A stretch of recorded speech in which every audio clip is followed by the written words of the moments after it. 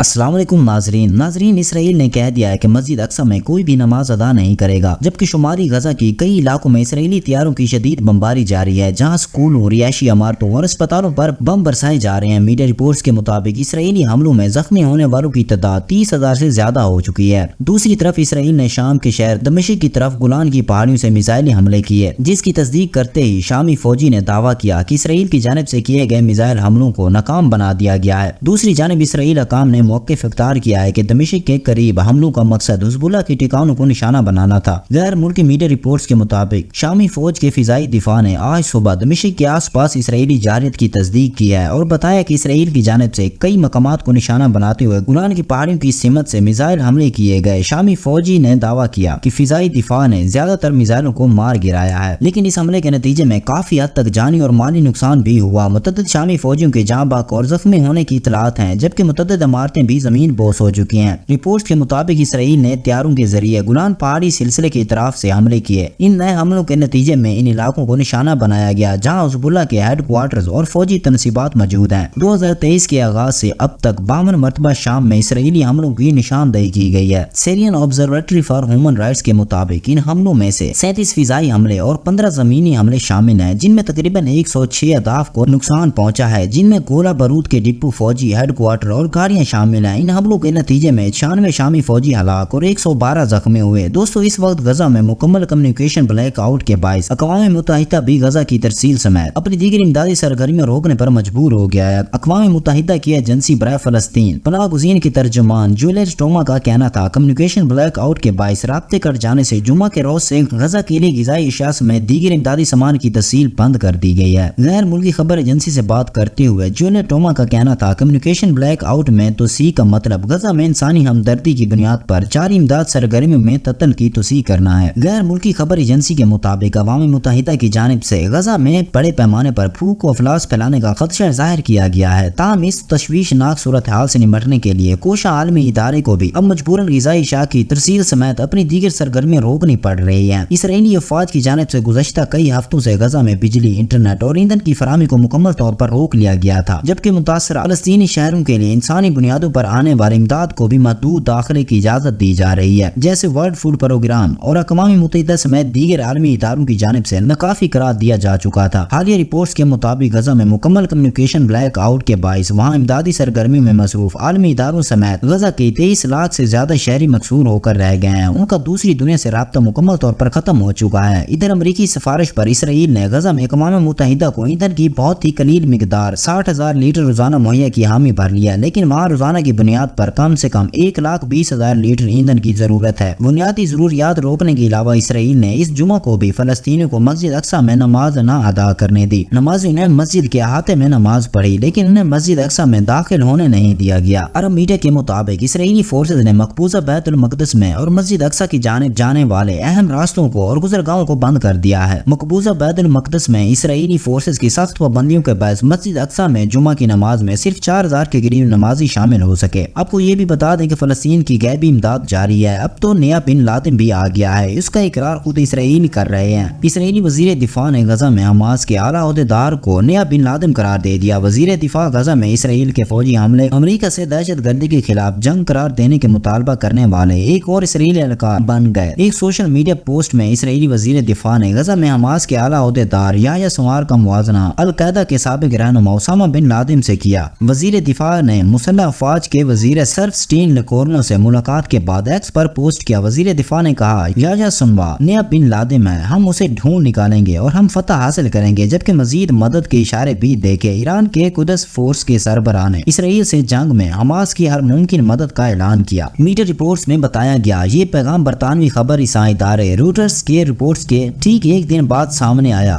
جس میں کہا گیا تھا کہ ایران کے سپریم لیڈر عنایت اللہ خامنہئی نے اس ماہ کے شروع میں حماس کے سربراہ کو واضح پیغام دیا تھا کہ ایران فلسطینی گروپ کی جانب سے اسرائیل کے ساتھ جنگ نہیں کرے گا، جبکہ حماس ترجمان نے اس رپورٹ کی تردید کی تھی۔ اب تو غیر مسلم قوتیں بھی فلسطین کے حق میں سب سے آگے ہیں۔ جنوبی افریقہ نے اسرائیل کے خلاف بین الاقوامی فوجداری عدالت میں شکایت درج کرا دی ہے۔ جنوبی افریقہ کے صدر رامافوسا کا کہنا ہے کہ اسرائیل غزہ میں جنگ، جرائم اور نسل کشی کا مرتکب ہو رہا ہے، جہاں ہزاروں فلسطینی مارے جا چکے ہیں اور اسپتال، عوامی انفراسٹرکچر تباہ ہو چکے ہیں۔ دوستو، آپ کے ذہن میں ضرور یہ سوال آ رہا ہوگا کہ جنوبی افریقہ کیوں فلسطین کے حق میں اول دستے کا کام کر رہا ہے؟ تو آج اس کا جواب بھی آپ کو دے دیتے ہیں۔ جنوبی افریقہ ان مٹھی افریقی ممالک میں شامل ہے جو اسرائیل اور فلسطین دونوں کے ساتھ سفارتی تعلقات برقرار رکھے ہوئے ہیں۔ اس نے فلسطین کی آزادی کی بھرپور وکالت کرتے ہوئے دو ریاستی حل پر زور دیا۔ یونیورسٹی آف ساؤتھ افریقہ کے ماہر سیاست دان سیپٹ ایفو کے مطابق جنوبی افریقہ گزشتہ کئی برسوں سے مستقبل مزاجی کے ساتھ فلسطین کی حمایت کر رہا ہے۔ جنوبی افریقہ اور فلسطین کے درمیان کئی دہائیوں سے تاریخی تعلقات ہیں اور ان کی آزادی کے لیے فلسطینی کاز کی حمایت کرنا ضروری ہے۔ فلسطین نسل پرستی کے خلاف جدوجہد کے دوران جنوبی افریقہ کے ساتھ تھا، جبکہ برطانیہ اور امریکہ نے کبھی ہمارا ساتھ نہیں دیا، لیکن وہ ہمیشہ اسرائیل کا ساتھ دیتے رہے۔ یہ سیاق و سباق اہم ہے۔ جنوبی افریقہ کے حکمران جماعت افریقن نیشنل کانگریس یعنی ANC کی نسل پرست مخالفت اور جنوبی افریقہ کے پہلے سیاہ فام صدر نیلسن منڈیلا زمانے سے ہی فلسطین لبریشن آرگنائزیشن یعنی PLO کے ساتھ تاریخی روابط رہے۔ دوستو، اسرائیل اور فلسطین تنازع پر جنوبی افریقہ کے موقف نے مخالف سیاست دانوں اور یہودی تنظیموں کے درمیان گہری تقسیم پیدا کر دی ہے۔ حزب اختلافات کے مرکزی جواز ڈیموکریٹک الائنس نے فلسطین کی حمایت اور اپنے سفارتکاروں کو واپس بلانے پر حکومت کو تنقید کا نشانہ بناتے ہوئے کہا، اس سے اسرائیل میں موجود جنوبی افریقیوں کو کونسلر خدمات کے بغیر خطرہ لاحق ہو جاتا ہے۔ ان کا فریڈم پارٹی اور افریقن کرسچن ڈیموکریٹک پارٹی بھی حکومت کی تل ابیب سے اپنے سفارتکاروں کو واپس بلانے کے فیصلے کے مخالف ہیں۔ جنوبی افریقہ میں بہت سے عیسائی ہیں اور کچھ اپنے مذہبی عقائد کی وجہ سے اسرائیل کے ساتھ ہمدردی رکھتے ہیں۔ ڈیموکریٹک الائنس کے بہت سے یہودی نجات حامی، جبکہ دیگر جماعتیں جیسے پیٹریٹک الائنس میں مذہبی وجوہات کی بنا پر اسرائیل کی حمایت کرتی ہیں۔ یہی وجہ ہے کہ 2 ہفتے قبل جب پیٹریٹک الائنس کے رہنما جیٹنگ میکنزی سے فلسطین کے حق میں اسرائیل کے بارے میں اپنا موقف تبدیل کرنے کا کہا، ان کی وجوہات کی بنا پر جنوبی افریقہ اس وقت پوری دنیا میں فلسطین کی آواز بنا ہوا ہے۔ دوسری طرف انڈیا میں بھی انتخابات قریب آ رہے ہیں اور جیسے جیسے انتخابات قریب آتے ہیں انڈیا میں مذہبی اور نسلی فسادات شروع ہو جاتے ہیں، کیونکہ مودی سرکار اس کے بغیر قائم نہیں ہو سکتی۔ بھارتی ریاست منی پور میں بھی معاملات خراب ہو رہے ہیں۔ منی پور کے باغی قبائل اپنی حکومت قائم کرنے کا اعلان کر رہے ہیں۔ مونگ ٹومن نے اعلان کیا کہ اگر 2 ہفتوں میں مودی سرکار نے ہمارے جائز مطالبات پورے نہ کیے تو ہم اپنی خود مختار حکومت کریں گے۔ انڈین میڈیا کے مطابق منی پور میں فسادات کو شروع ہوئے 6 ماہ سے بھی زائد عرصہ ہو گیا۔ اس دوران 1000 سے زائد افراد ہلاک اور 6000 سے زائد بے گھر ہو چکے ہیں۔ منی پور میں اب تک 100 سے زائد پولیس اہلکار ہلاک، 5000 سے زائد سرکاری ہتھیار لوٹے جا چکے ہیں۔ میڈیا رپورٹس کے مطابق 1 لاکھ سے زائد اہلکار تعینات کرنے کے باوجود حالات مودی سرکار کے قابو سے باہر ہیں۔ تو دوستو، آج کی ویڈیو اتنی ہی، ملتے ہیں نیکسٹ ویڈیو کے ساتھ، تب تک کے لیے اللہ حافظ۔